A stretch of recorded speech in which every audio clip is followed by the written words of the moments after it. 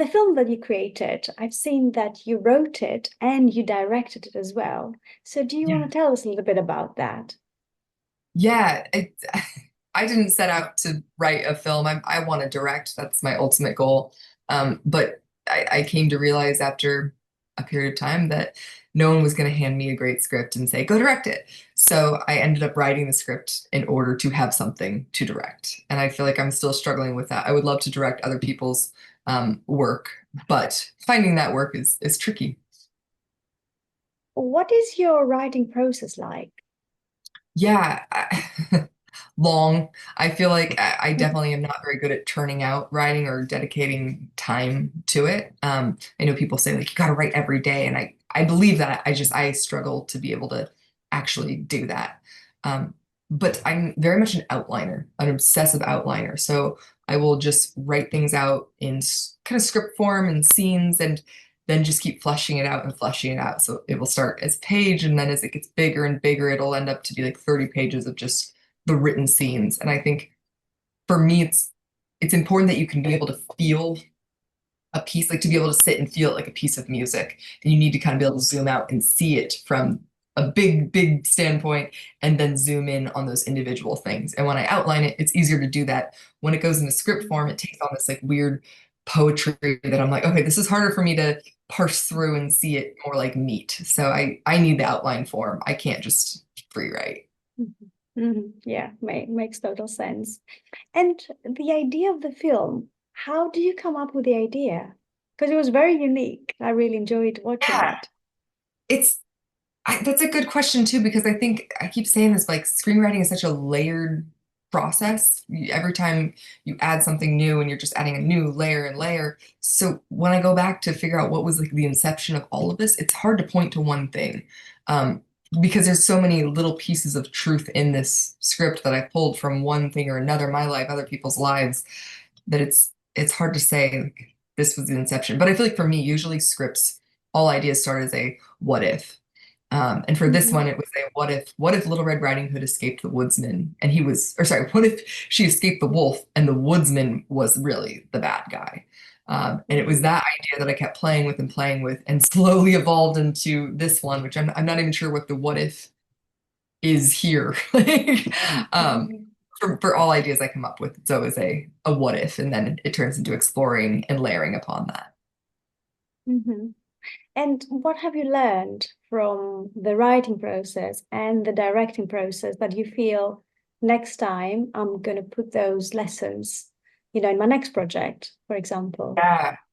Writing, I learned a ton. Honestly, probably learned the most about writing in making this project because very rarely is your work realized into something that is visual instead of a written thing. And I definitely less repetition. I feel like in the script there's a lot more repetition than there is in the film. And this is a problem. I was just having a conversation about this earlier because when you're trying to sell a screenplay, people read them so quickly that it's hard to communicate like, hey, this one little line here is really, really important. Don't miss it. People will just blaze right through it. And so I've been playing with the idea of like, what if you did have a script that was for people that's like, hey, here, let me spell it out for you very clearly. Like you can't miss it. But then when you make the film, like you want it to be nuanced. You don't want to hit people over the head. You want them to actively be solving it and being engaged. And I think that's harder to do in a screenplay than it is to do in a film. So I'm struggling to decide how to implement that lesson, but definitely the takeaway was less is more. Less talking, less showing, um, just less in general. And then as far as directing goes, um, I, it's hard because this film was so small. So I feel like so much of the directing was just logistics and dealing with problem solving and adapting what what we had with what we had. So it was a lot of improving and coming up with new ideas on the spot. We got snowed out of some of our locations, so all the planning that we had done was kind of out the window. But I think planning in a way that leaves things open for being creative on the day is really important. Like know the core of what you want to say in a scene or how you want to capture it, and then be ready to improv and roll with the circumstances that you show up to. Mhm. Mhm. And where did you film it? Because some of the scenery was really impressive. Yeah, it's Mount Hood, Oregon. It's about 45 to an hour outside of Portland. And we had actually shot a film there previously, and I remember the crew who we worked with, just they dealt with elements in a way I'd never seen before. The way they showed up, they were so prepared. They did not bat an eye at working in 3 feet of snow.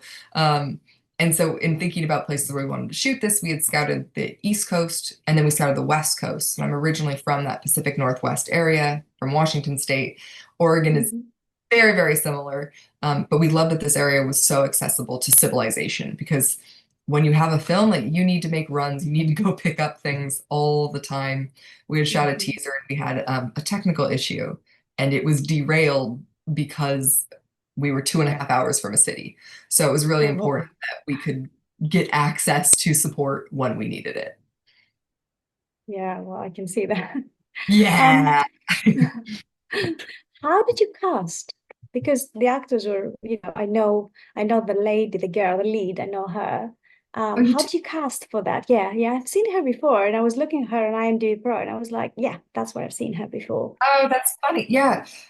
We're super, super lucky because I think performances are super important, especially in a low budget film. Like you don't, I feel like audiences will forgive so much, but they will not forgive a bad performance. Um, I Yeah. had met Ivan on another film, which was a comedy, but he just seemed like a very, very smart, intelligent actor, enjoyed working with him and got along really well with him. And I did a pass of the script after meeting him because he had a different sense of, or he brought a different sense to the character than what was originally scripted. I think he was a much more like gruff, stoic guy, and Ivan injected much more humanity and humor into him, and so like an unpredictability. And so I wanted to do a pass of the script with that in mind. And then through Ivan, we came across Madison, our lead actress, Yeah. and Caitlin Doubleday, who plays the aunt, was someone that had also worked on that same film where we met Ivan, High Heat. Again, action comedy, she's hilarious, but just a very, Mhm. very talented actress. She can do anything. So we were really, really lucky that that film brought all of us together. I think it's a big reason this film happened at all. Mhm. Yeah, yeah, of course. And what are the themes that you feel this film wants to bring out? Obviously, loneliness was one, but I'll let you, Yeah, explain the rest. total loneliness, isolation, and I think as a result of shame, I think both our main characters Mm. are really punishing themselves and have locked themselves away from the world, whether like as in the woodsman's case, quite physically, and in Danny's case, more inside herself and unwilling to talk to anyone. Um, but I do think there's a redemption arc for our woodsman character, and for Danny, it was really important that we encourage people who've been victims of abuse to speak up. I feel like often the narrative is not speaking, not being believed. And I wanted to show someone not being believed, but continuing to speak up and continuing to stick to their guns. And I really hope that Mhm. there are, because we have two protagonists, there are many, many, many themes and many takeaways. But ultimately, I think understanding that through other people, we can find a way forward, especially if we open ourselves up to connecting to other people. I think we're living in a very polarized world where we don't want to engage with anyone who doesn't believe exactly what we believe. But we're Mhm. going to have to if we're all going to make it in this world together. Yeah, we need to be connected, I guess. Yes, 100%. Yes. And I think devices and stuff are also isolating us more and more. But at the same time also connecting. Like that's what's interesting. Is it's definitely opened Mm. up all our networks, but it also has isolated us in a strange way.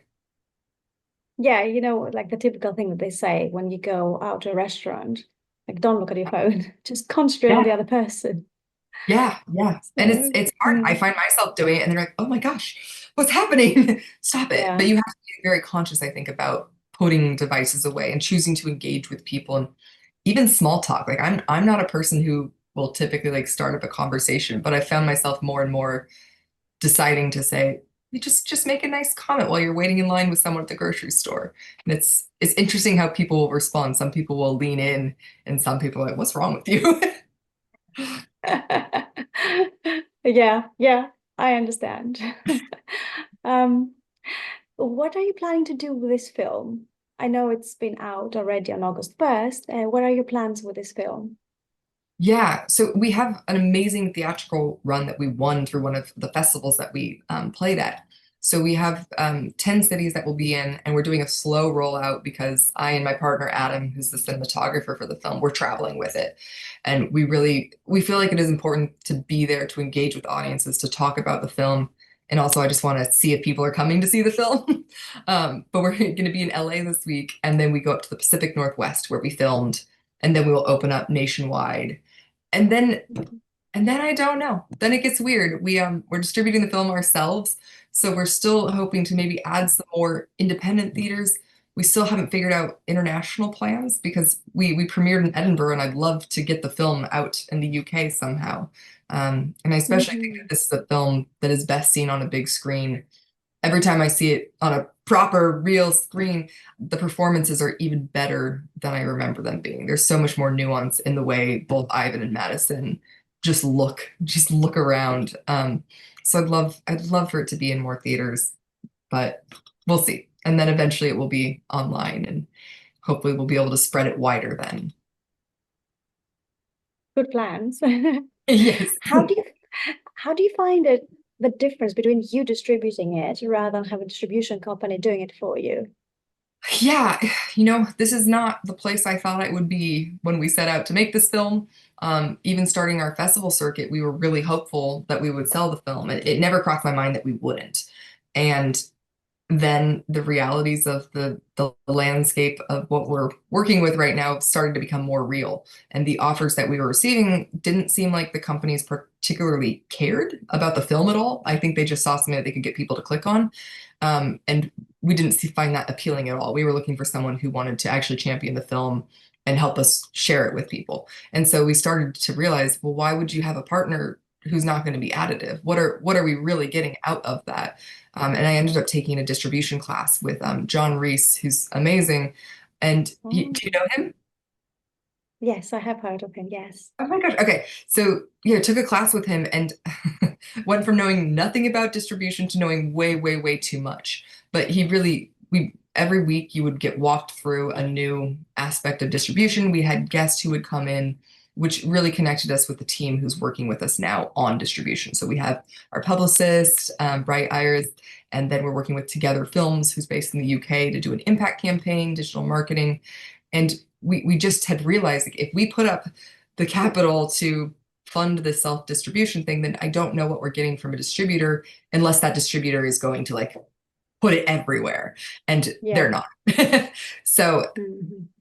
yeah, I didn't think I would be choosing this path, but in the end, we did choose it because we thought we will be more committed to putting the film out there and making sure that people see it. And I mean, time will tell if it was a huge mistake. I don't know. I think the biggest thing I regret is that I just don't have time to start working on the next project. I want to be a filmmaker. I don't want to be a distributor. But when we've invested 7 years into this, what's another year? Yeah, because it's yours, it's your baby, so you care more Yeah. about it than anybody else would. So Yeah. you would do the best to actually distribute yourself. So it makes total sense why as to why you did it, for And I also sure. like I also understand like I don't have the skills to do distribution in the way that professionals do. And I think that's what's tough is that caring can only take you so far. You also need actual contacts and stuff.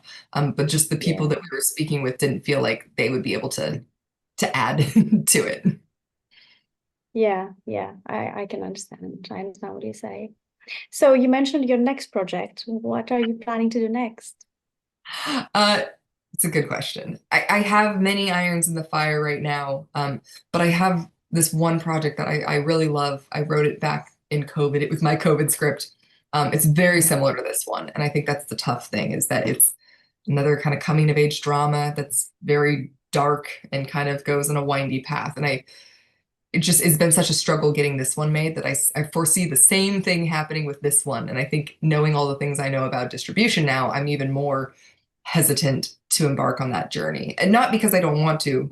I have the passion to do it. It just raising the money. I literally don't know how to raise the money to make this project happen. So that's the one I want to make. It's a coming of age drama, very loosely based on Pandora's Box, and it follows a young boy Mm. as he goes to war with his very oppressive teacher, and we discover the consequences of his actions. Um, yeah, I'm excited about that. I Mhm. just think it might be another 7 years in the making. Sounds like an interesting story for sure. Did you write it? I did. Oh, okay. Okay. Amazing. Okay. It's something Well, I've I learned look in this. Like, forward. maybe I do like writing more than or maybe I'm just compelled to write more than I thought I was. I'm still looking to like direct other people's scripts, but I think I have some stories I need to tell. Yeah, and when you have that need inside you, then the best thing is to actually take it out, and bring it to Yes, the world. totally. Yeah, so I understand that. Okay, well, thank you so much. Is there anything else you would like to add before we go? No, I'm very thrilled. Oh, yes, I guess. I'm very thrilled that people have been watching the film and engaging with it. Every time I hear someone watched it and took something away from it, it makes everything worth it. The last 7 years, all worth it because people are watching it and taking something away. So I hope more people continue to. I think this film has been slowly building momentum, and we'll see where this rock rolls.